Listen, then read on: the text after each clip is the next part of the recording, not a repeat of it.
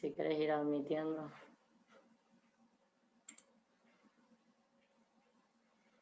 ¿Querés que te ayude, Ivana, con la admisión? Ah, ya está.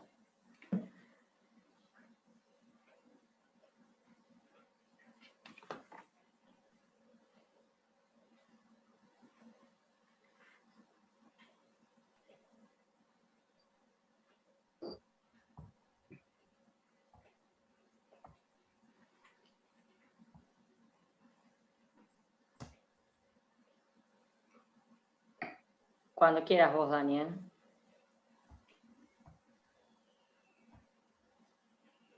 Bueno, muy buenas tardes. Muchísimas gracias por participar de la actividad que tenemos programada para ahora a la tarde con la doctora Lázaro sobre mujeres y participación, derecho electoral y la paridad.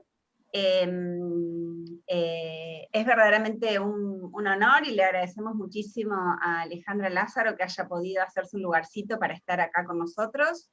Yo me presento a través de la SASJU, que está organizando junto con el Observatorio de Derechos Humanos de la Facultad. Acá está Brenda, que es está en la Comisión de Derecho Electoral, está Rocío, bueno, hay algunas otras personas que son también del observatorio. Simplemente volver a agradecer. Es sumamente interesante pensar las herramientas del derecho electoral para la participación de la ciudadanía, más allá de los aspectos formales que tienen las elecciones, ¿no es cierto? Así que bueno, le agradecemos muchísimo a la doctora Lázaro, y bueno, ahora creo que la va a presentar alguien del observatorio.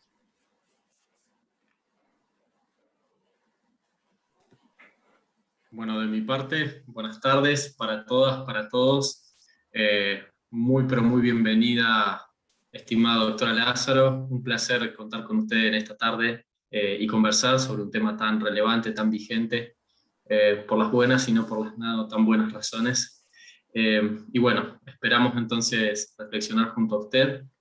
Mi nombre es Emanuel Olivares, soy docente de la Facultad de Ciencias Económicas y Jurídicas y así también investigador por el CONICET, y estoy trabajando en el Observatorio de Derechos Humanos junto a mis compañeras Brenda y Rocío desde el año 2018 en las comisiones de Gobernabilidad y Legitimidad Democrática y Derechos Humanos ambas. Y bueno, siempre hemos tratado de promover este tipo de eventos que compartan un poco algunos elementos propiamente académicos o técnicos o conceptuales o más bien abstractos, con otros que tengan una genuina incidencia en lo social, ¿no? Que tengan una perspectiva situada, o podríamos decir más bien a la pampa con justicia social, con compromiso social. Así que bueno, simplemente darle la bienvenida, agradecerle y le paso la voz a mis compañeros.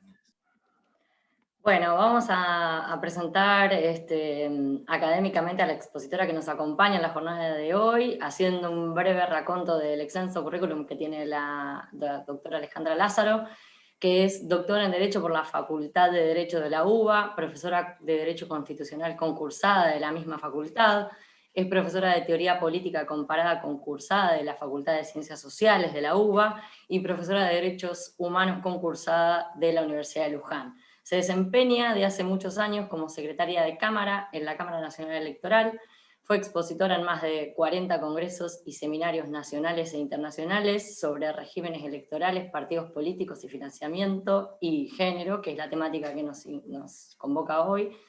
Es facilitadora electoral por Bridge, que es un proyecto otorgado por Naciones Unidas, también por Australian Electoral Commission y The International IDEA.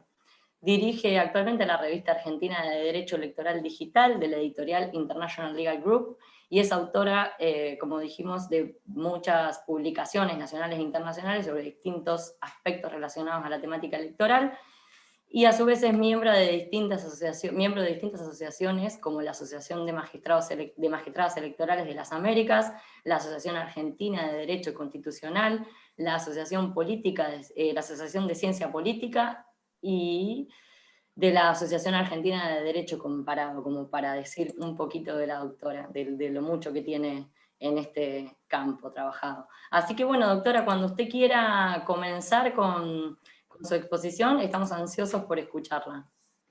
Bueno, buenas tardes. Para mí, la verdad es que agradezco profundamente a la doctora Brenda Guarnique, que fue quien primero se comunicó conmigo para invitarme para poder estar esta tarde con ustedes.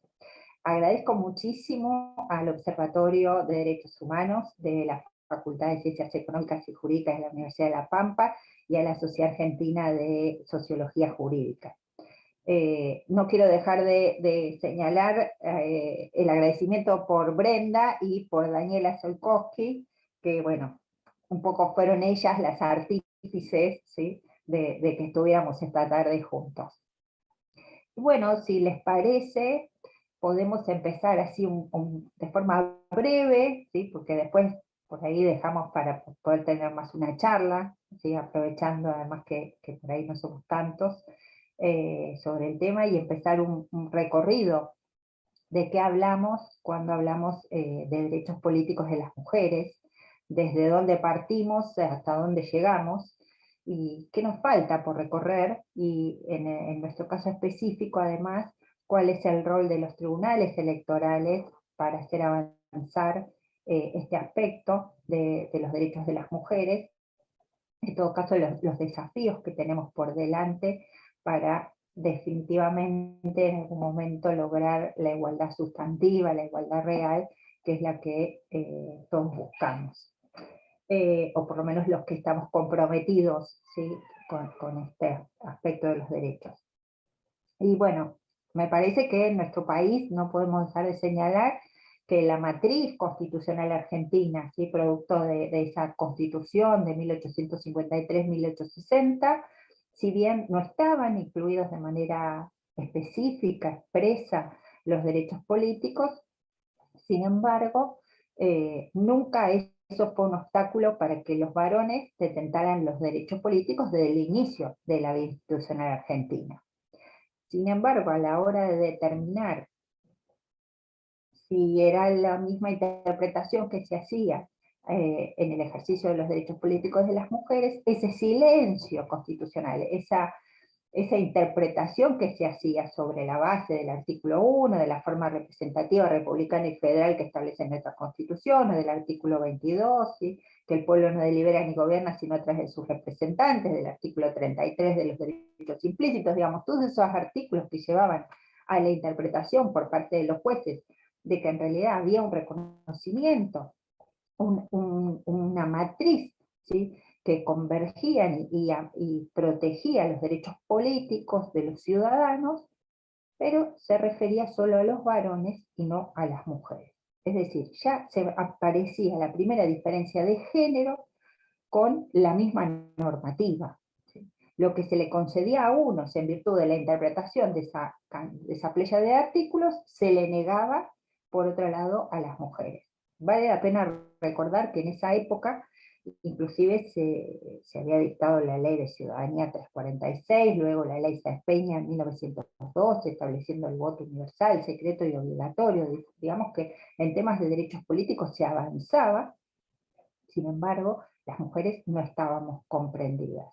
La verdad es que tampoco era tan novedoso, porque producto de la Revolución Francesa, de la Revolución Norteamericana, de las ideas liberales de la época y el avance de los derechos individuales, tampoco habíamos estado comprendidas las mujeres, pese a esas grandes declaraciones, ¿sí?, así, tan rimbombantes acerca de la igualdad.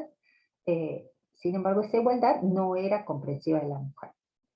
En nuestro caso, los padrones además se confeccionaban en base al registro de enrolados, que eran quienes hacían el servicio militar, y por ende tampoco las mujeres estábamos en los padrones.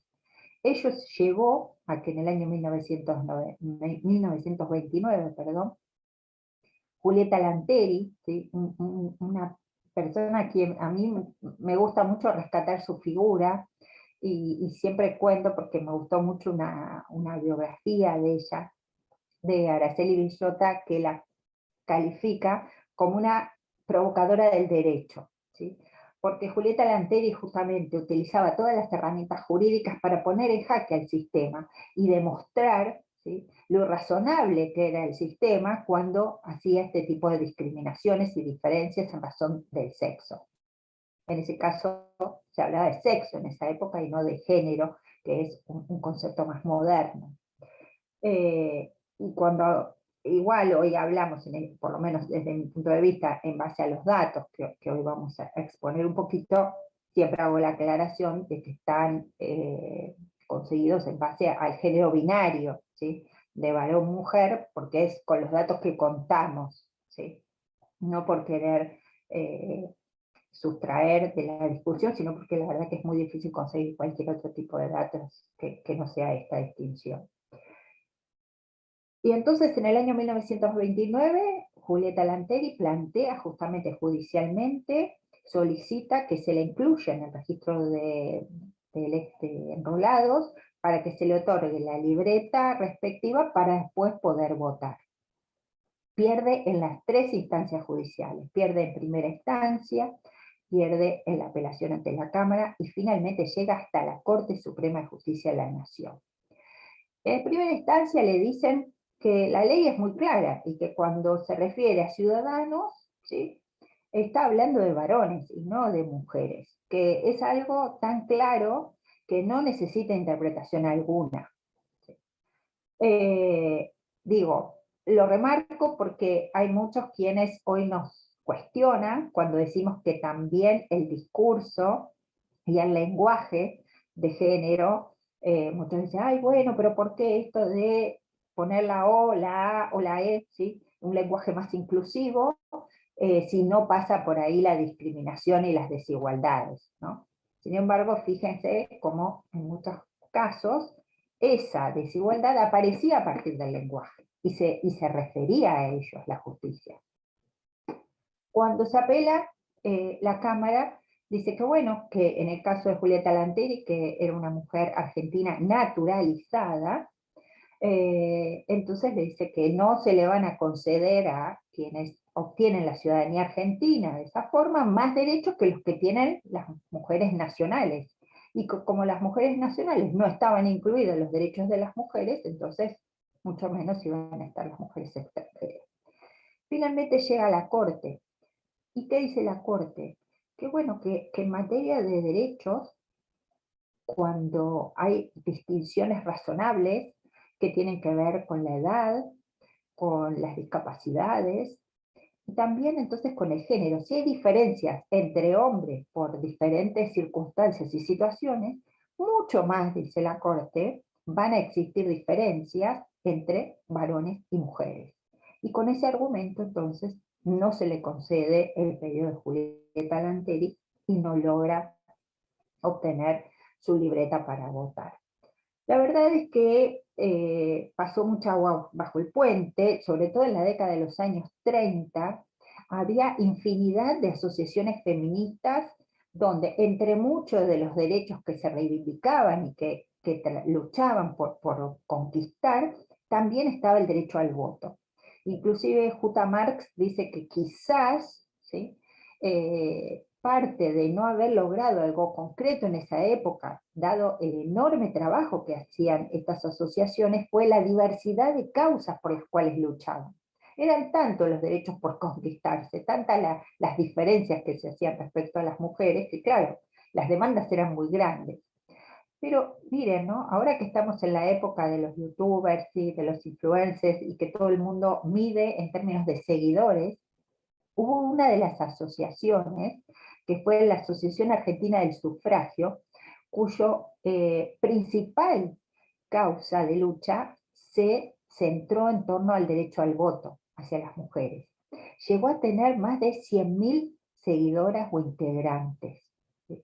Piense que estamos hablando de la década del 30, ¿sí?, porque a veces también se nos dice que, bueno, que las mujeres tenemos así como un retraso en materia de derechos porque no nos interesaba la vida pública, o porque no nos interesa tanto la vida pública, ¿sí?, sino que a nosotras nos interesa más también el ámbito privado, o que tomamos decisiones de nuestras vidas, a ver qué tanto participamos de lo público, como si fuera, ¿sí?, en un segundo término, porque nuestro principal ámbito es lo privado por decisión propia, además.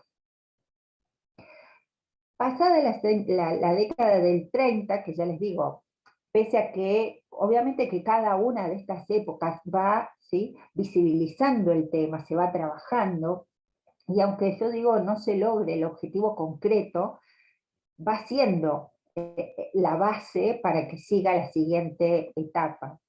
Finalmente, en el año 1947, y con impulso además personal, ¿sí?, de Eva Duarte de Perón, se logra la sanción de la ley 13.010. Hubo muchos proyectos anteriores, ¿sí?, de diferentes partidos políticos, inclusive de mujeres muy, muy importantes y comprometidas del socialismo, que trabajaban por este derecho, pero la verdad es que se termina sancionando en el año 47, y bueno, el gran día llegó, digo yo, ¿no? Ahí sí se produce así como una bisagra, el gran hito de otorgar a las mujeres en un plano de igualdad que los varones el derecho al voto. A partir de ese momento, eh, no hay demasiados datos estadísticos que uno pueda exhibir. Sí hubo un aumento y fue masiva la inscripción en los padrones y la concurrencia de las mujeres a votar. El tema es, luego entonces, cuántas mujeres lograban integrar los órganos de decisión política, los ámbitos de poder, ¿sí?, que de eso se trata este tema de la igualdad, ocupar ámbitos de poder. Bueno, como les decía, no hay demasiados datos, ¿sí? Eh, Hay así como algunos, ¿sí? En 1952 se hablaba de unas 23 legisladoras mujeres. Fue importante también el impulso que se dio desde la rama del Partido Peronista, que hablaban de un 33% de mujeres en las listas, ¿sí? Fue bastante novedoso para la época. El resto de los partidos políticos tenían algunos problemas, porque las asociaciones feministas de los que yo les hablaba antes, en realidad podían llevar candidatas mujeres a través de los partidos políticos reconocidos, e inclusive los partidos podían llevar en sus listas miembros mujeres de estas asociaciones. Pero todos sabemos que los partidos tradicionalmente fueron, ¿sí?, en sus órganos de dirección, en sus órganos de decisión, son mayoritariamente masculinos, y en esa época, les digo, directamente eran masculinos. Entonces, el obstáculo ya lo tenían desde adentro de los partidos. ¿Quién iba a llevar mujeres en la lista? ¿Por qué iban a ceder el poder en virtud de derechos de otros, ¿sí?, cuando siempre lo habían manejado ellos? Obviamente que esta situación no se daba. Por eso también, ¿sí?, tan escasa el número de representantes mujeres en el Parlamento argentino. Haciendo, ¿sí?, un salto en la historia, aparece en realidad por primera vez los datos estadísticos más importantes a partir de la recuperación de la democracia en 1983. Y con la recuperación de la democracia y la inserción de Argentina, ¿sí?, en el marco del Pacto de San José de Costa Rica, el reconocimiento de derechos, ¿sí?, políticos, económicos, sociales, culturales, y todo lo que ello conlleva un plano de igualdad, bueno, este salto de calidad institucional que se da, porque también es cierto que producto de los retrocesos antidemocráticos que ha sufrido nuestro país, también en esta materia se veían menoscabados los derechos políticos de las mujeres, ¿sí?, no escapaban a la realidad general de derechos. Y a partir entonces del 83 se inicia una nueva etapa. Lo que se observa es que, sobre todo en el periodo del 83 al 89, las bancas legislativas ocupadas por mujeres no superaban el 6%. ¿Sí? O sea, muy bajo el porcentaje de mujeres que aparecían. Sin embargo, si uno miraba el porcentaje de mujeres afiliadas o el porcentaje de mujeres en los padrones, llegaban al 50%, e inclusive en algún periodo han superado el 50%, ¿sí?, mínimamente, que los varones, no sé, 50,6, 50,2 versus un 49,4, ¿sí? O sea, prácticamente mitad y mitad. Pero eso no se reflejaba, ¿sí?, en los ámbitos de poder. Parecía que se requería algo más, ¿sí?, para igualar en la diversidad, ¿sí? Parecía que se necesitaba algo más que voz y voto, ¿sí?, para igualar. Y entonces la verdad es que de una manera transversal, mujeres de todos los ámbitos de los partidos políticos, de los diferentes partidos políticos, unidas, ¿sí?, por esta idea de llevar adelante esta otra faz de los derechos políticos. Nosotros en materia electoral, ¿sí?, quienes nos dedicamos a esto, siempre hablamos de los dos aspectos del derecho al voto, la faz activa y la faz pasiva, el derecho a votar y el derecho a ser votado. Nos faltaba esa parte, evidentemente, y para ello se dieron sobre todo 3 estrategias institucionales en la época. Una eran los planes o políticas mujer, ¿sí?, es decir, políticas públicas que se llevaban adelante desde los gobiernos para concientizar sobre esta diferencia que existía y para concientizar acerca de la evolución que debía darse a favor de los derechos en general de las mujeres y en particular de los derechos políticos.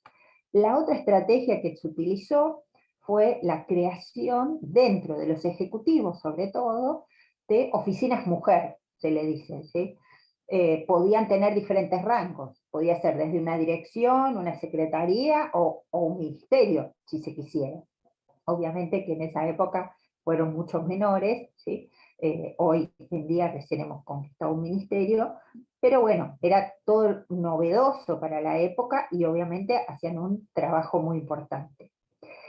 Y la tercera estrategia que podía desarrollarse era medidas de carácter temporal que promovieran la igualdad y aceleraran ese proceso de avance del derecho de las mujeres. Y en este sentido, Argentina fue pionera, porque gracias a este trabajo transversal, que es reconocido por mujeres, sobre todo, les digo, del mundo entero, de la región, ¿sí?, que todas conocen muy bien cómo se pergeñó, cómo que se originó todo ese trabajo y cómo se volcó, y tuvo este gran logro, que fue la sanción de la ley 24.012, conocida como ley de cupo o de cuota femenina. La ley fue sancionada en 1991, luego tuvo 3 decretos reglamentarios, a los 2 años se sancionó el primer decreto, que fue el 379, luego en el año 2000 aparece un nuevo decreto que fue innovador y este sí hizo un salto de calidad a los efectos de aplicar la ley en forma íntegra y eficaz, que fue el 1246, y en el año 2005, cuando nada parecía, ¿no?, presagiar que iba a haber una nueva reglamentación, sin embargo, aparece una nueva reglamentación con el decreto 451, sobre todo porque lo que toma como base ese último decreto, cuando hablamos de ley de cupo, fue el techo de cristal, ¿sí?, que se venía configurando a partir de la ley de cupo. ¿Qué establecía específicamente esta ley? Bueno, esta ley modificó el artículo 60 del Código Electoral en términos de que, de ahí en más, las listas de candidatos a cargos públicos electivos y partidarios debían estar compuestas en un 30% como mínimo, ¿sí?, en proporciones con posibilidades de resultar electas, y bajo pena de no ser oficiadas esas listas para estos cargos. Es decir, las listas de candidatos debían llevar mínimo, ¿sí?, un 30% de mujeres. Bueno, obviamente que esto fue un avance increíble. Argentina se convierte así en el punto a seguir por todo el resto de los países que venían discutiendo y que en algunos casos además les llevó muchos años, ¿sí? Y si ustedes me preguntan por qué un 30% y no un 40% o no un 50%, cuando yo les decía que los datos estadísticos muestran que la participación de mujeres en política, digamos, quienes se comprometían a ser integrantes de partidos políticos, era de igual a igual, o en los mismos padrones, bueno, la realidad es que el porcentaje adquirido por Argentina y por el resto de los países que luego se fueron dando leyes de cupo similares fue totalmente arbitrario, ¿sí? Era la definición de quienes ostentaban el poder en ese momento y que, bueno, que salía según cómo se podía negociar. Entonces, pero más o menos rondaron, ¿no? Como un 25%, llegaron a un 40% en la época. Nosotros fuimos el primero, llegamos al 30%. A partir sobre todo de la reglamentación de la ley que se produce 2 años después, bueno, quienes habían votado afirmativamente en pos de la ley de cupo, sin embargo, cuando llegaba el momento de aplicarse tanto para adentro como para afuera de las listas que ofrecían a la ciudadanía, la verdad es que los partidos resultaban muy reticentes y buscaban todos los vericuetos legales que podía darle el decreto y la reglamentación para evadir su cumplimiento. De modo que ahí era determinante la actuación de los tribunales electorales para afianzar y para efectivamente que se aplique la ley. Uno de los primeros obstáculos que se presentaron fue el tema de la legitimación. Era muy común en la época que para considerarse caso en términos jurídicos, entre algunos de los elementos que se determina, es que quien lleva adelante la acción, quien impugna, ¿sí?, las listas y se siente agraviada, debían ser las personas que eran candidatas o precandidatas, según el momento que se tratara de una interna partidaria o ya de la lista que salía para la elección general.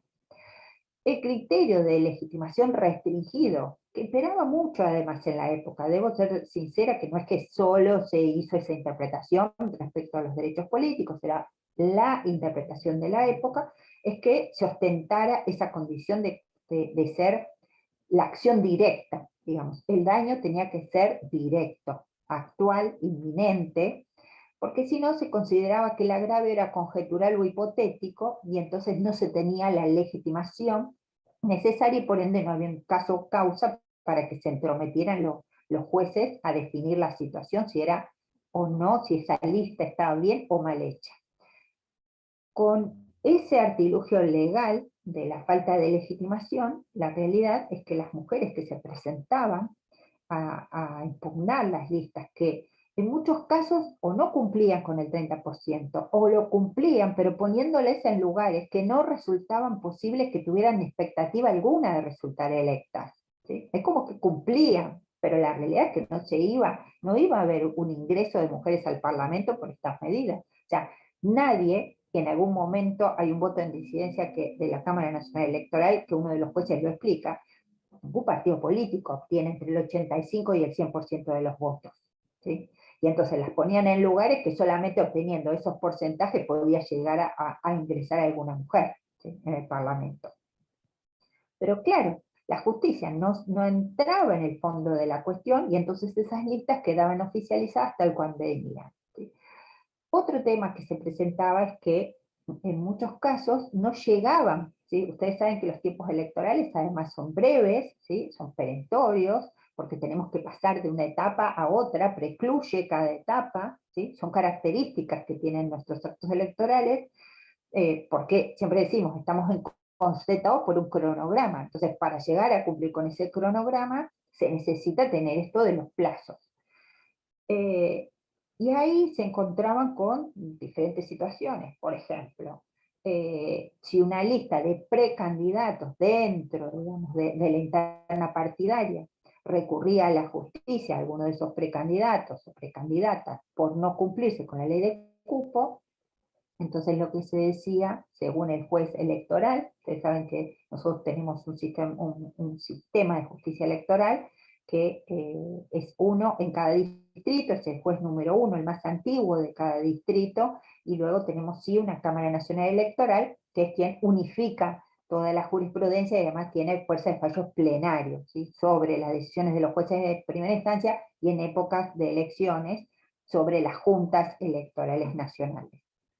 Y bueno, entonces según el juez, ¿sí?, el criterio que ostentara, hacía lugar a esa impugnación o no.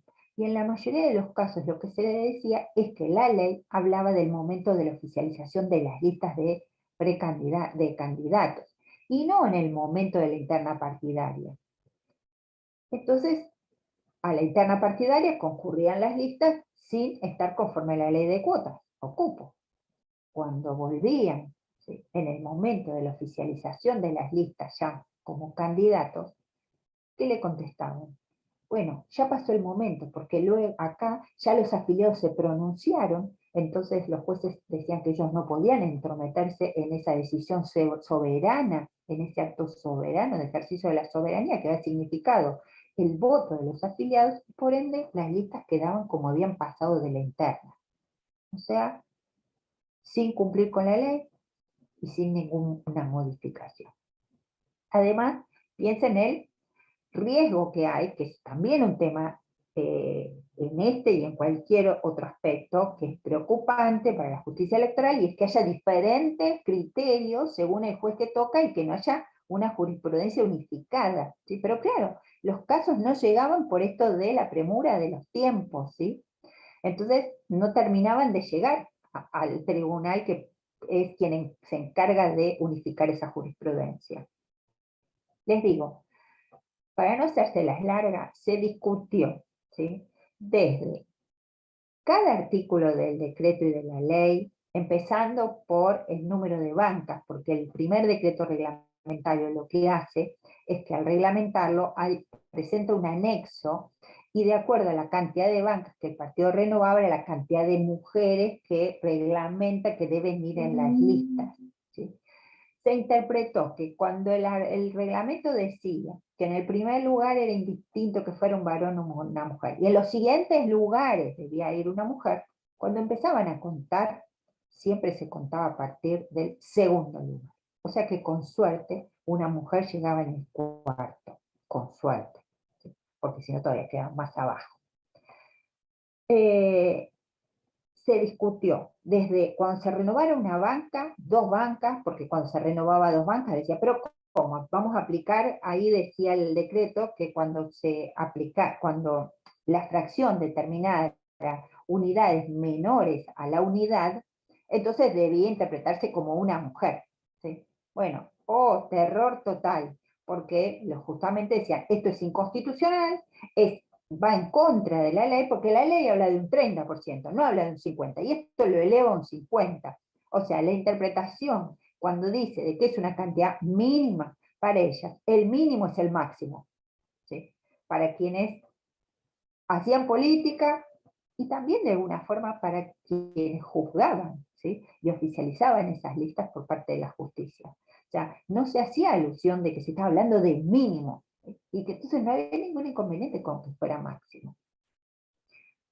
Se discutió, les digo, desde 1 a 10 bancas, se discutió sobre la base que debía calcularse el número de mujeres, porque según si se consideraba, como consideró el Ministerio Público Fiscal en un momento, que era sobre la base de bancas que renovaba la provincia, era tal la cantidad de bancas que claro, entonces a las mujeres podían ponerla en lugares mucho más atrasados, total, se suponía que con eso igual iban a entrar. Una locura, ¿sí? O, por ejemplo, como les decía antes, bueno, no se contaba el primer lugar,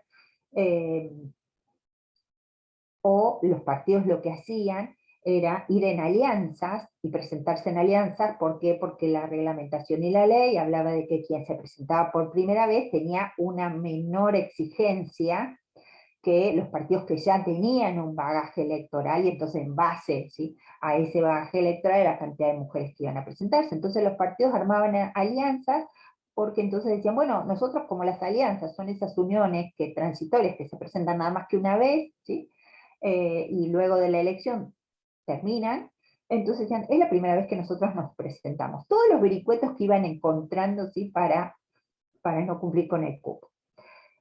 La realidad es que al principio, como les decía, sobre todo con esta base de la interpretación restringida, no se entró tanto sobre el fondo de la cuestión, y entonces eso permitió muchísimas situaciones desiguales y que no se cumpliera con la norma. A partir de la reforma constitucional que se da en el año 1994, se va a producir una bisagra en el cumplimiento de la ley.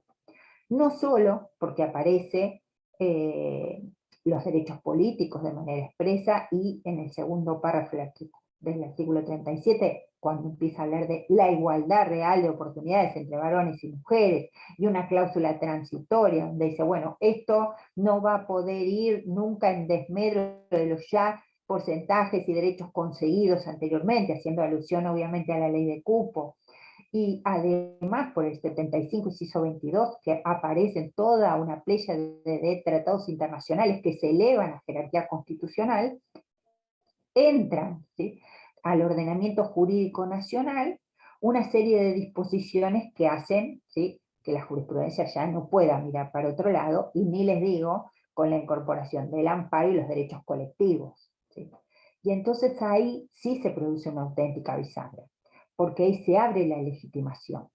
Y abrirse la legitimación significó que se le diera legitimación, por ejemplo, a la presidenta del Consejo Nacional de la Mujer, o a las afiliadas que no eran candidatas ni precandidatas de los partidos, que presentaban las impugnaciones a las listas, porque ¿qué les pasaba? Las mujeres titulares de las listas no podían recurrir a la justicia, porque si ellas recurrían a la justicia, luego sabían que sus carreras políticas terminaban, porque quienes tenían la posibilidad de armar las listas, lo que le llamamos los gatekeepers, ¿sí? Que son quienes confeccionan las listas, que son los caciques de los partidos políticos, luego, a partir de ese momento, tenían represalias contra ellos. Entonces, quienes hacían este acto de impugnación eran otras mujeres afiliadas, inclusive mujeres que ni siquiera a veces eran del partido político que impugnaban, ¿sí?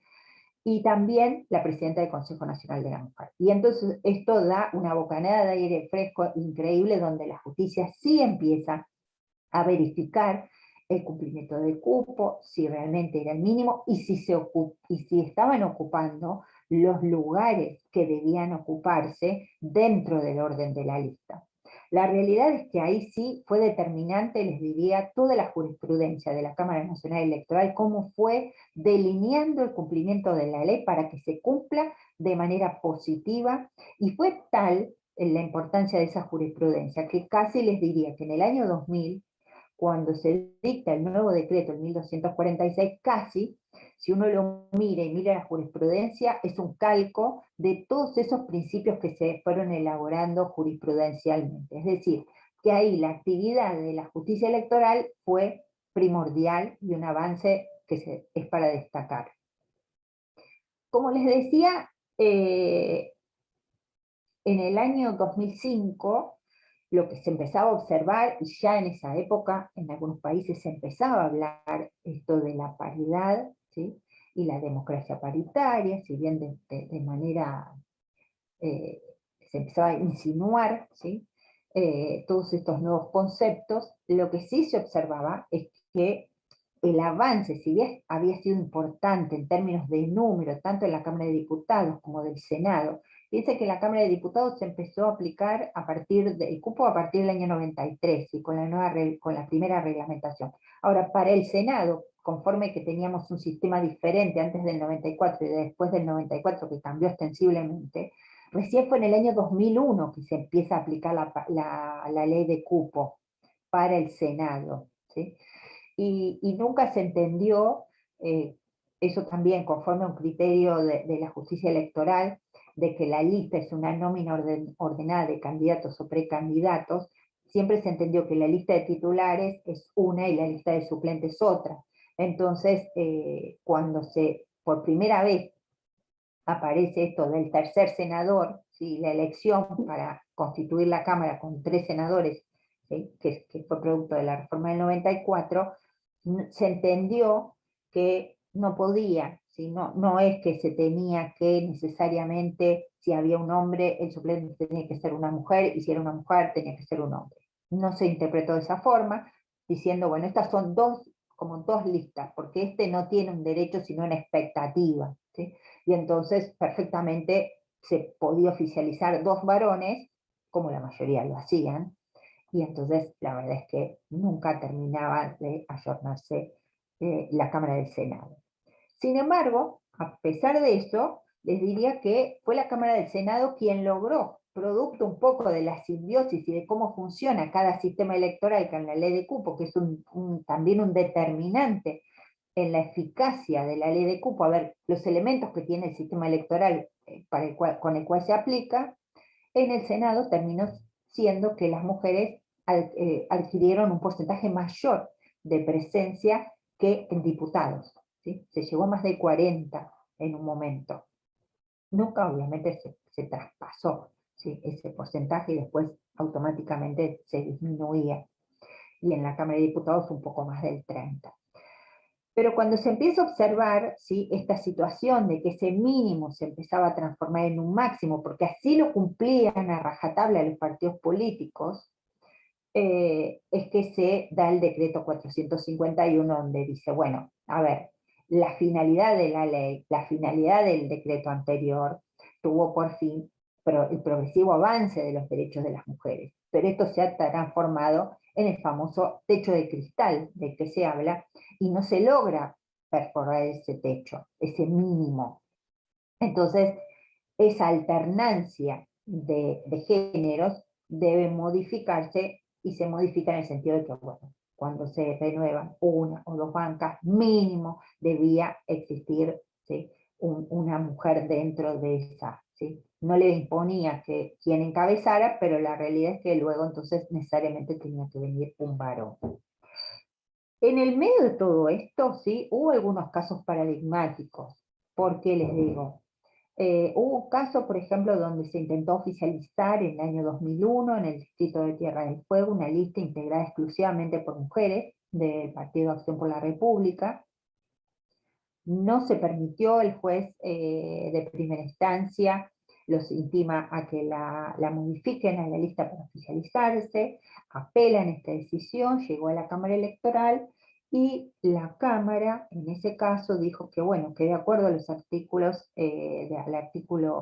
a cómo estaba la reglamentación de la ley y la modificación de la Constitución Nacional, igual, idéntico derecho tenían los hombres a participar en un plano de igualdad, que la igualdad era entre varones y mujeres, y que entonces, ¿sí?, no correspondía que se hiciera una lista de mujeres solamente, con esos argumentos básicamente.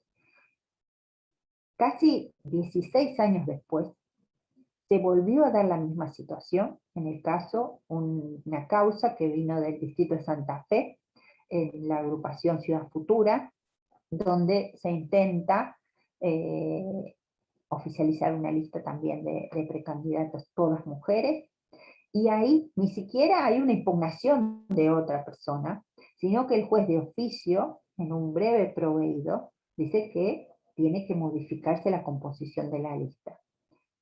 Apelan la decisión del juez, y la Cámara Nacional Electoral vuelve, ¿sí?, con este criterio de resguardar derechos para los varones, como si alguna vez además los varones debieron, ¿sí?, ser protegidos por ser discriminados, ¿sí?, en el ejercicio de los derechos políticos, o a integrar un cuerpo de poder. Y es más, en algún momento desliza así toda una elaboración acerca de las democracias y los tipos de democracia, y dice que la democracia inclusiva puede llegar a ser más peligrosa que la participativa o la deliberativa. Y con ese argumento nuevamente es rechazada la posibilidad de que se integre una lista de mujeres. Estoy hablando para integrar una Cámara que nunca logró traspasar y llegar, ¿sí?, a más del 50% o al 50%. ¿Sí? Porque yo digo, bueno, si hubieran pasado ese porcentaje, podría haberlo entendido, pero nunca se llegó, ¿sí? Bastante lejos estuvimos siempre. Otra situación se dio que, como yo les decía, en el año 2000, con el decreto 1246, luego también se hizo una modificación a la ley de los partidos políticos, cuando se dictó la ley 26.571, donde se establecía la obligación de los partidos de adecuar sus normas, ¿sí?, internas de las cartas orgánicas, y de cómo tenían que ser las listas que fueran para los órganos partidarios, ¿sí? Es decir, año 2000, ¿sí?, y año 2009, que fue reglamentada en el 2011 esta ley. Fíjense los años que pasaron. Sin embargo, recién en el 2017 aparece el primer caso donde se intima a un partido político para que integre sus órganos partidarios. En el caso se trataba de una junta directiva, es decir, un órgano colegiado que perfectamente se podía aplicar la ley de CUP, conforme decía la ley y las reglamentaciones. Pasaron un montón de años, fue la causa Villar, ¿sí? O sea, todos esos años, mientras tanto, la justicia no entró en estos temas, ¿sí? Llegamos al año 2017, y ahí, yo digo, otro gran día llegó cuando nadie lo esperaba, ¿sí? El Poder Ejecutivo había mandado un proyecto de reforma político-electoral al Parlamento, mujeres de distintos partidos políticos, ¿sí? También nuevamente en un trabajo transversal de todas, logran, ¿sí?, meter dentro de ese proyecto de reforma política el tema de paridad. El proyecto quedó en la nada, pero lo único que salió fue la ley de paridad. ¿Sí? En diciembre del 2017 se dicta la ley 27.412. Ley de paridad que, por cierto, ya Argentina había dejado de ser el hito, ¿sí? Esa pionera, ese país pionero cuando se dictó la ley de cupo del año 91, porque la mayor parte de la región ya había avanzado hacia la paridad, con leyes de paridad, y cada vez más hablan de democracia paritaria, que no es lo mismo y que ley de paridad, que se refiere más que nada a la composición de los órganos de gobierno. Democracia paritaria ya es un concepto mucho más sustancial y tiene que ver con todos los organismos del Estado, con todo el funcionamiento de órganos de decisión público-privado, ¿sí?, con un plano de igualdad sustancial. Pero bueno, mientras trabajamos eso, vamos con leyes de paridad, ¿sí? Y bueno, la verdad es que todavía todos teníamos, ¿sí?, en la memoria todos los obstáculos que había implicado esta eficacia de la ley de cupo para que realmente se pudiera aplicar de forma íntegra. Y todos los años que había llevado, ¿sí?, el curso que había llevado poder aplicar la ley en forma integral. Y entonces era como un fantasma que había, sobre todo teniendo en cuenta esto, la reglamentación, cómo iba a ser.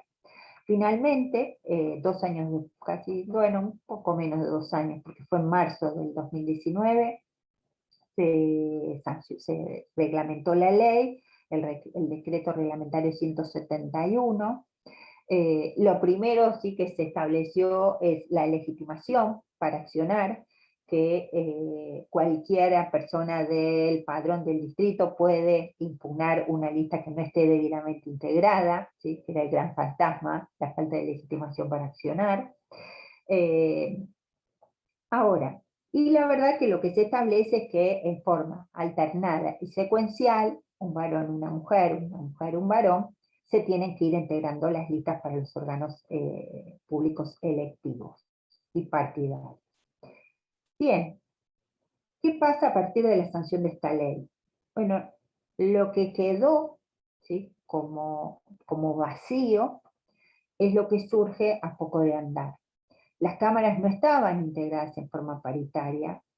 Las primeras listas, ¿sí?, que son confeccionadas de esa forma datan del año 2019, y entonces cuando se produjeron las primeras vacantes bajo la vigencia de la ley de paridad, pero de legisladores que habían sido electos bajo la vigencia de la ley de cupo, vino la gran discusión acerca de qué ley se debe aplicar.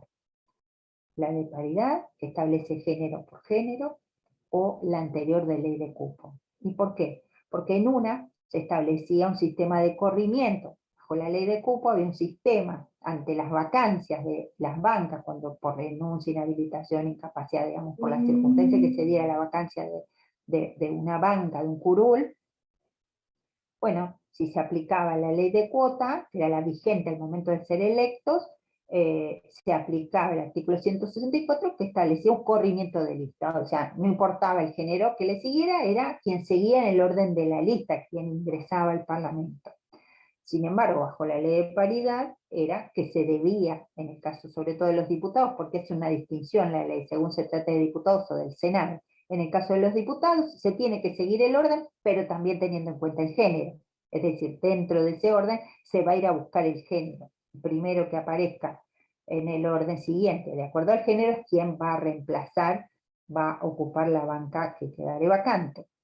Ahora, en el caso del Senado, como el sistema además del Senado es diferente al sistema electoral, es un sistema de mayoría atenuada, 2-1, 2 por la mayoría, 1 por la minoría, la ley hace esa diferenciación. Si las vacantes se dan en bancas que fueron producto de la mayoría, que obtuvieron la mayoría, entonces va a ser género por género. Se busca dentro de los suplentes el género y eso es quien lo reemplaza. Ahora, si entró esa persona de esa banca que queda vacante, quien fuera electo fue por la minoría, bueno, entonces ahí es quien sigue en el orden de la lista. ¿Por qué? Y bueno, porque se le está dando prioridad a que entren primero los titulares y recién empiecen los suplentes. Tanto en uno como en el otro, en el caso de que no se encuentre el género, entonces se tiene que hacer una nueva elección.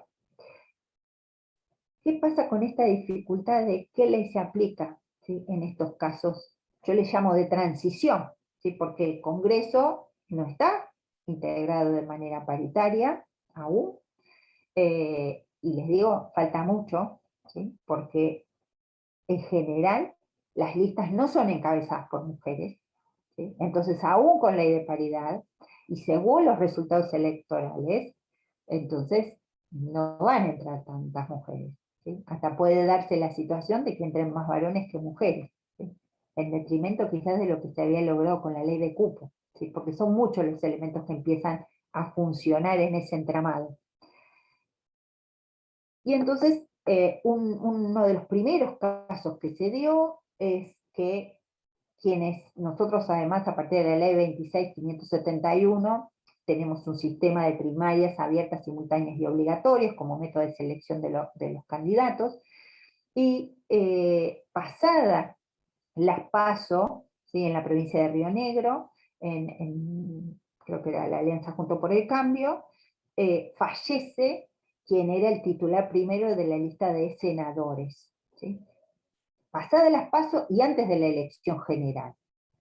La jueza de primera instancia de Neuquén, sí, de Neuquén fue el caso, entonces manda a modificar la lista y dice, bueno, estando vigente la ley de paridad, busca dentro de la lista al varón que le seguía, que era el primer suplente, lo sube como primer titular, y ahí lo que quedaba era un varón primer titular, mujer en el segundo, y mujer como primera suplente.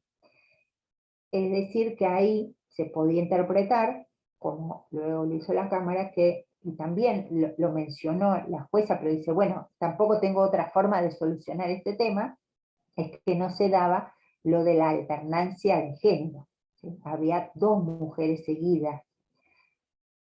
Apelada la decisión, llega a la Cámara Nacional Electoral, y la Cámara, con un criterio de titulares y suplentes, y en base a esto de la que no se cumplía entonces con la alternancia, en realidad a quien deja como primera titular es a la mujer, que iba en el segundo lugar de la lista de los titulares, y entonces se corre el varón, que era primer suplente, al segundo lugar titular, y la segunda suplente queda como primera titular.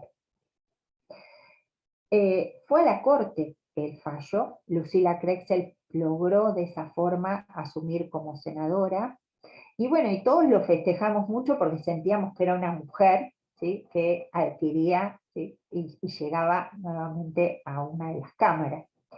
El problema es los argumentos por ahí que utilizó la justicia y la Corte Suprema para llegar a esa conclusión, ¿sí?, porque no se hace un análisis con perspectiva de género, que para mí es lo que viene faltando por parte de los tribunales electorales federales, que es un análisis de la situación, de cómo se está, hacia dónde se va, cuáles son los propósitos buscados por la ley, y un análisis pormenorizado de la situación y las consecuencias, además de la aplicación lisa y llana de la ley. Incluso, les digo, se ve mucho esto cuando la misma situación se da en el caso de la Cámara de Diputados. Se dieron un montón de renuncias, ¿sí?, y de bancas vacantes en la Cámara de Diputados, y entonces ahí la justicia le tocó dirimir entre si se aplicaba ley de cupo o ley de paridad, en función de qué norma estaba vigente. En primera instancia, por ejemplo, el primer caso que hubo, que fue en Capital Federal, la jueza de primera instancia determinó que estando vigente la ley de paridad, correspondía que se hiciera género por género, y en ese momento entonces asumió Alejandra Caballero por la banca de Anabela Gers Cabral. Ahí fue muy interesante la presentación que se hizo de políticas de diferentes partidos políticos, académicas, inclusive son muy interesantes en los casos estos las presentaciones que se hacen como amicus curiae, de diferentes asociaciones de mujeres en defensa de los derechos políticos de las mujeres, porque justamente lo que reclaman estas asociaciones, y ellas analizan cómo funcionan los sistemas electorales, ¿sí?, en ese distrito, y entonces, por ejemplo, no es lo mismo una lista que, como la de la provincia de Buenos Aires, donde se renuevan 35 bancas, a una lista donde se renuevan 5 bancas de la provincia, ¿sí? Si tienen 5 bancas y se renuevan 2 o 3, ¿sí? Se convierte casi en un sistema mayoritario, ¿sí? Mientras que en el otro sí se puede aplicar el sistema DONT de otra forma, y entonces las mujeres tienen muchas más posibilidades de ingresar a las cámaras que en el otro. El caso, así, este que les comentaba de primera instancia, la verdad es que no llegó a la Cámara, o sea que no fue jurisprudencia, fue un caso que luego se repitió, ¿sí?, en otros juzgados, de otros distritos. Casi todos aplicaron ley de paridad, salvo en un caso que se dio en la provincia de Córdoba, en el distrito de Córdoba, porque era un caso nacional, pero el juez consideró que no había caso o causa, digamos que lo resolvió por otra situación, y entonces termina dándose esta circunstancia. Los casos más paradigmáticos y que terminaron de resolver la cuestión esta para la Cámara de Diputados fue el de Adriana Cáceres y Liliana Schwint, de la provincia de Buenos Aires, ¿sí? Tanto el juez como la Cámara, en un voto dividido de la Cámara, 2 votos por la mayoría y 1 voto por la minoría, entendieron que debía aplicarse la ley vigente al momento de ser electos, ¿sí?, como si se tratara de una película que entonces, bajo todas las normas de ese proceso, inclusive su renovación o la cobertura de estas vacantes, debía darse esa normativa. Y entonces vuelve, ¿sí?, la justicia electoral a elegir qué norma es la vigente, ¿sí? ¿Esta al momento de la elección o esta al momento de la paridad? Pero tampoco, ¿sí?, hace este análisis, no utiliza esta herramienta que es la perspectiva de género, ¿sí? Eso todavía lo estamos esperando, ¿sí? Esperemos que en estas próximas elecciones, además de que todos cumplan, y que ya no haya que estar así con todo el tiempo mirándoles concienzudamente cada lista, los partidos políticos directamente, si empiecen ellos mismos a estar el cumplimiento de la paridad, pero si no se diera, que la justicia electoral empiece a hacer un análisis que hay en este voto de minoría, tanto en Cáceres como en Schwinn, empieza, ¿sí?, a haber una ventanita ahí en términos de que hablan de que, bueno, que los derechos de los hombres son justamente los derechos que son los que hay que preservar, que sería un poco un contrasentido, ¿sí?, lo que viene dándose, y por eso aparecen leyes temporales como la ley de cuotas, o como la misma ley de paridad, la que califica así, como una ley, digamos, de cupo mejorada, ¿sí? Y me parece que, pero es muy interesante, sobre todo les diría, los fundamentos que dan y que aparecen en esos casos de los amicus curiae, ¿sí?, porque son quienes elaboran, ¿sí?, qué consecuencias tienen esas leyes si se aplican así, de forma neta, ¿sí?, diciendo, bueno, la ley dice esto, entonces aplicamos esto, ¿sí?, como si fuera, ¿sí?, más un tema de orden civil que con perspectiva de género, además aplicada a la temática, ¿sí? Y bueno, para mí el cambio ya está igual, el cambio sobre todo de paradigma que tiene que ver con la paridad ya está instalado y va a ser imparable. Y fíjense que en todos los organismos del Estado ya se empieza a cuestionar, tanto hacia el Ejecutivo como hacia el Poder Judicial, cómo están compuestos estos poderes, qué medidas hay que tomar, aún con los errores. Para mí todo lo que sea, ¿sí?, a favor de, me parece que es un camino, y que ya estamos en él, y que va a ser una cuestión de tiempo, y que además seguramente van a ser mucho más rápidos estos cambios que se van a venir que los que hemos tenido, digamos, desde este breve raconto, ¿sí?, desde el inicio de la ley institucional argentina hasta acá. Bueno, por mí, si les parece, puedo llegar hasta acá, no sé cuánto tiempo hablé, porque a veces digo, y después me empiezo a hablar y me... Bastante, bastante, doctora, como 40, 50 minutos más o menos. Pero Bueno, excelente, excelente su disertación. Y bueno, si les parece, pasamos a las preguntas, que el doctor Olivares tenía alguna pregunta para hacerle, doctora. Bueno, primero que nada, muchas gracias. La verdad, es sumamente difícil en un breve periodo de tiempo resumir la cantidad de eventos, situaciones, jurisprudencia, normativa, de colega a colega como docente de teoría constitucional. Me pareció maravilloso. Voy a tratar de emplear esta charla o conversación de hoy como insumo incluso de trabajo de clase. Así que muchas gracias por eso, doctora. No, bueno, nada, no la quiero aburrir con mis preguntas, pero son algunas cuestiones que surgen un poco del trabajo colectivo. Nosotros tenemos un proyecto de investigación, pertenecemos a comisiones del Observatorio de Derechos Humanos, y muchas veces aquí, desde La Pampa, nos preguntamos qué hacer, no solamente en términos de medidas de acción positivas o de derechos, ¿no? de protecciones o garantías de derechos, sino algo que me gustó mucho que decía, en el plano más bien de los diseños institucionales, ¿no? Es decir, cómo poner en acción algunos mecanismos que pareciera ser que, en el sentido más diplomático, están algo adormecidos o aletargados, ¿no?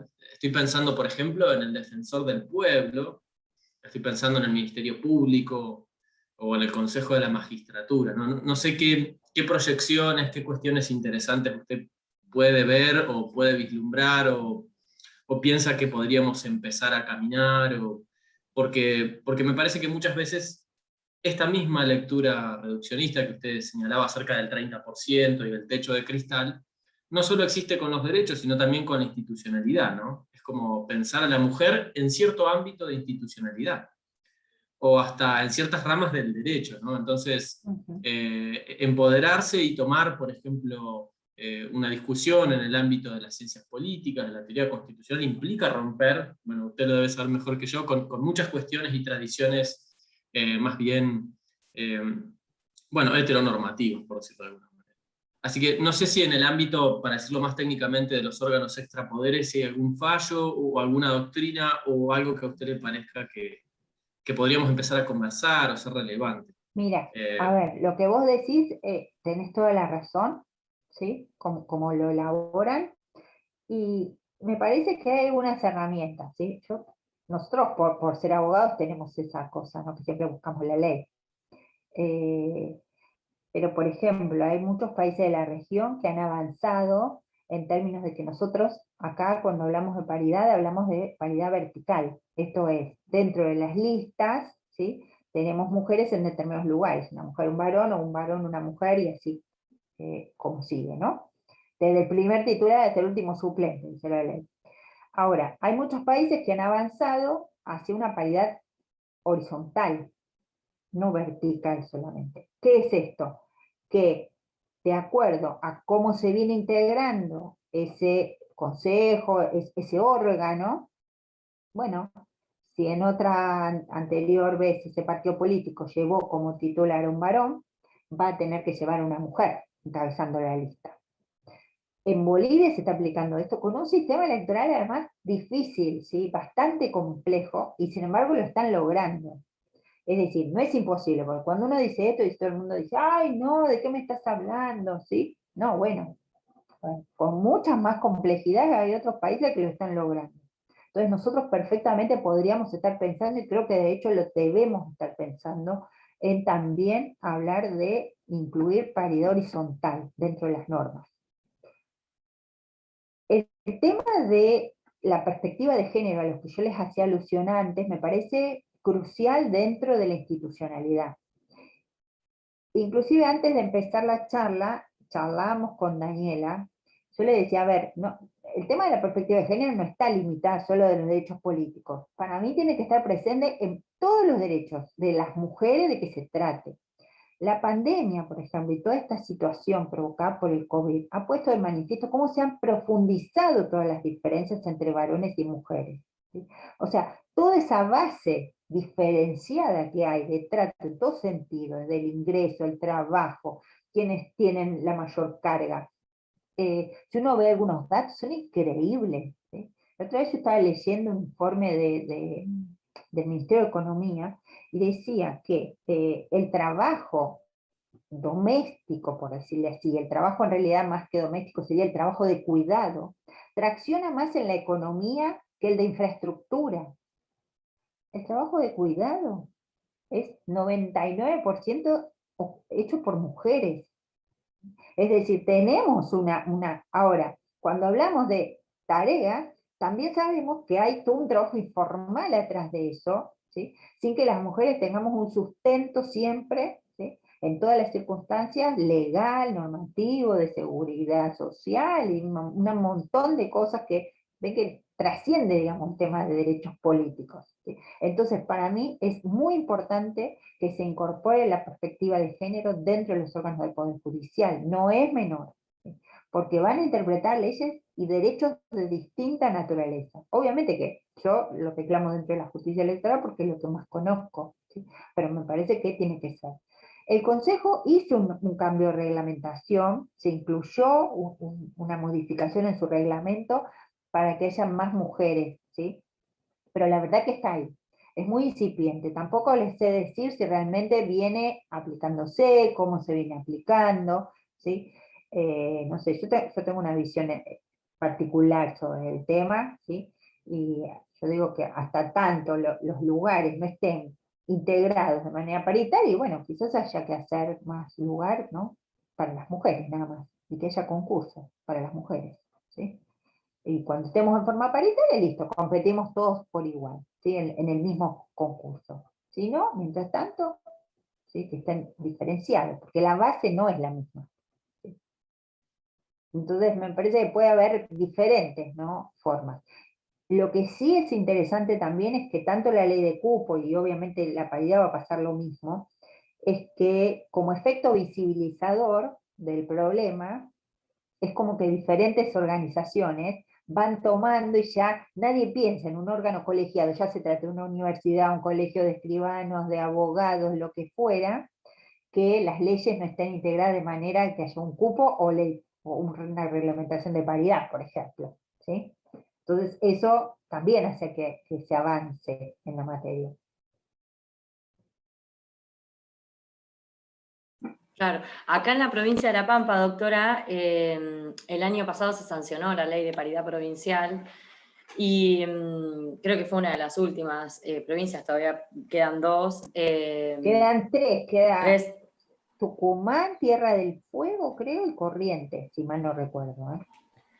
Y uno de los artículos, varios de los artículos toman esto que usted dice de la paridad, y no solo en los órganos, en las listas de cargos públicos legislativa, que es lo que tiene la ley nacional, sino que también lo estableció en la fórmula de gobernador, que si el gobernador es varón, la vice tiene que ser mujer, y lo mismo con el candidato a intendente y primer concejal para los municipios. Así que consideramos que fue un gran avance en ese sentido, que se haya podido plasmar en una fórmula de poder ejecutivo que no es común, y no sé si en otro lugar del país está reglamentado, una normativa así. Sé que la provincia de San Luis también ha dictado una reglamentación referido a la paridad horizontal, que por dos... Exacto, es la única. La Sí, única. Por es dos muy elecciones. buena, muy Sí. buena. Y eso también, qué importancia tiene, y qué poco se supo también sobre eso, porque solamente los que estamos por ahí investigando sobre la materia nos hemos enterado de que en estas dos elecciones, en esta y en la que viene, los partidos tienen que presentar candidatas mujeres en el primer lugar de la lista. Sí. Y qué difícil es aplicar eso en general para todos los otros cargos, incluso los ministerios, que no son cargos que se eligen por la gente, pero los ministerios, bueno, concursos para cámaras y demás, en donde juegan otros factores como los antecedentes de los postulantes. Sí, sí. Bueno, te voy a decir que en abono de lo que vos estás comentando, el avance sustancial está viniendo de la mano del derecho provincial. ¿En qué sentido? En que empezamos no de las cámaras, ¿sí? Pero sí de juzgados de primera instancia, que hay algunos fallos, te digo, que son ejemplares, con la incorporación de la perspectiva de género y llegando a unas conclusiones increíbles. Hay un caso que viene de Corrientes, eh, hay otro de Misiones, que creo que era un municipio de Morelos, donde la jueza le manda a reordenar la lista. Hay un municipio que eran todos varones. ¿Por qué? Porque por la ley de cupo, como siempre los primeros eran varones, ¿sí? Y cómo quedaba por el resultado electoral, entraban nada más que los primeros de la lista. Entonces es un consejo deliberante todo de varones. Y la jueza le dice, no, bueno, usted tiene que presentar una candidata mujer como primera, porque si no va a seguir repitiéndose esto y se va a profundizar esto que va en contra de lo que quiere la ley. Bueno, lamentablemente se fue de Corrientes y la Cámara, ¿sí?, no, no confirmó esta decisión. Pero todo el desarrollo del fallo es muy interesante. Y lo mismo se dio también, estoy pensando, bueno, en el distrito de Tierra del Fuego, en la provincia de Tierra del Fuego también. Ahí hay una resolución que es muy interesante. Y después, por ejemplo, decisiones de los parlamentos, como el caso de Santa Fe, eh, donde los parlamentos por ahí, cuando tiene que hacerse esto que queda una banca vacante, cómo interpreta, ¿sí?, para que entre una mujer o un varón, y entonces ellos, en virtud de esa potestad que tienen, terminan tomándole juramento, ¿sí?, con un concepto más de género por género, ¿sí? O sea, son diferentes situaciones que se van dando, pero en apoyo. Y entonces eso se está dando a nivel provincial, o sea que de las provincias viene así como un movimiento interesante, me parece que va a ir como ayudando al revés, por ahí que antes lo nacional ayudó a las provincias, ahora viene desde adentro, ¿sí? Dani, no sé si vos tenías... No, en principio hay, bueno, muchas felicitaciones, muchas muy buenas apreciaciones respecto de la exposición de Alejandra. Ahí está el caso de Catamarca, que María Luisa señala que tiene una Cámara de Senadores con hombres, y el Consejo de la Capital tiene 14 concejales varones y 2 concejalas nada más. No, en mi caso, retomando un poco la cuestión, digamos, entre esta relación y estas tensiones entre los derechos y la institucionalidad democrática de un país que ya lleva 40 años de democracia ininterrumpida, más allá de todas las debilidades del sistema democrático, y retomando un poco lo último que vos decías, Alejandra, sobre el derecho público provincial. Acá, bueno, hay en el público hay algunas personas que han sido diputadas, digamos, gente de la política partidaria también. Y nosotros, bueno, uno de los problemas que tenemos en el proyecto del que hablaba Nicolás Olivares es el tema de la calidad del derecho público provincial, un poco lo que yo te adelantaba respecto a la justicia electoral en La Pampa, en la provincia de La Pampa, no la justicia federal, la justicia electoral provincial, que está por ahí constituida por, digamos, que es un órgano que se reúne cuando hay elecciones, digamos. Después es un órgano que no está instituido como cualquier otro juzgado que funciona permanentemente. En ese sentido, tenemos una limitación, digamos, una institución súper interesante y que ha incidido en este tipo de casos de la inclusión de mujeres o de otros grupos vulnerados o vulnerables en términos de derechos, ha sido esta figura que vos rescatabas del amicus curiae. En La Pampa nosotros no tenemos regulado el amicus curiae, y las 2 o 3 veces que ha llegado la figura del amicus curiae a los tribunales, sobre todo al Superior Tribunal de la provincia, el Superior Tribunal de la provincia lo ha rechazado. Esa institución como puede ser el Defensor del Pueblo, el Amichi, lo que fuere, que son verdaderamente, digamos, son correas de transmisión de la participación ciudadana, no necesariamente en la deliberación política partidaria, pero sí en la ciudadanía, Sí, y tal cual. la ciudadanía en los problemas, la cosa pública, vendríamos a decir, ha sido, digamos, sepultado por el propio Superior Tribunal de Justicia. Es decir, tenemos un problema, digamos, de derecho público provincial, por ahí una constitución, yo siempre lo digo, no tengo ningún empacho en plantearlo. Tenemos una constitución de 1960, que tiene instituciones mucho mejores que la de 1994. La de 1994 tiene serias limitaciones en lo que es el derecho público provincial, por lo menos incluso hasta leyendo los diarios de sesiones, y de pronto tenemos, digamos, callejones sin salida. Por ejemplo, el tema de que no tenemos defensor del pueblo. No tenemos esta cuestión ni legislativa ni pretoriana de lo que es el Amici Curiae. Digamos, no hemos tenido el ejercicio, creo, hay mucha gente que me puede contradecir acá, y sería muy bueno abrir el debate, pero me parece que nunca hemos ejercido ninguna otra forma, digamos, o no tenemos prácticas de democracia semidirectas, por ejemplo, que tranquilamente en lugares relativamente pequeños, como son los pueblos en La Pampa, los podríamos tener. Entonces, bueno, a eso le sumamos, digamos, la cuestión del patriarcado en los partidos, del patriarcado en la administración pública, del patriarcado en el Poder Judicial,